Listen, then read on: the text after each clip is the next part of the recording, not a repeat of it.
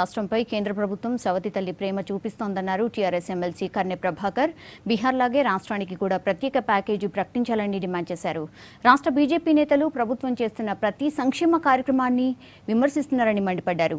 ప్రభుత్వంపై విమర్శలు మాని కేంద్రం నుంచి నిధులు తీసుకొచ్చే ప్రయత్నం చేయాలని సూచించారు. కేంద్రం ప్రత్యేక దృష్టితో రాష్ట్రానికి అధిక నిధులు కేటాయించాలన్నారు కర్నె. విభజన చట్టంలో ఉన్నటువంటి ఏ ఒక్క అంశాన్ని గౌరవించినటువంటి కేంద్ర ప్రభుత్వం అనేక విషయాలలో తెలంగాణ రాష్ట్రం పట్ల సవతి తల్లి ప్రేమల ప్రదర్శిస్తుంది అనేటువంటి అనుమానం అయితే కలుగుతా ఉంది. దాంట్లో భాగంగానే రైల్వే ప్రాజెక్టు కేటాయింపులో తెలంగాణ ప్రాంతానికి పెద్దపీట వేయలేదు.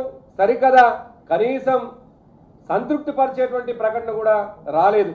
పోలవరం ముంపు గ్రామాలను బలవంతంగా ఆంధ్రప్రదేశ్లో కలపడం అనేటువంటిది బాధాకరమైనటువంటి విషయాన్ని అనేక సందర్భాల్లో మేము చెప్పడం జరిగింది. కేంద్ర ప్రభుత్వం నుంచి వచ్చేటువంటి సాయం కోసం కేంద్ర ప్రభుత్వం స్పెషల్ ప్యాకేజీ ఇవ్వాలని చెప్పేసి ఈ రాష్ట్రంలో ఉన్నటువంటి భారతీయ జనతా పార్టీ కూడా డిమాండ్ చేయాల్సిందిగా మేము వారిని డిమాండ్ చేస్తా ఉన్నాం.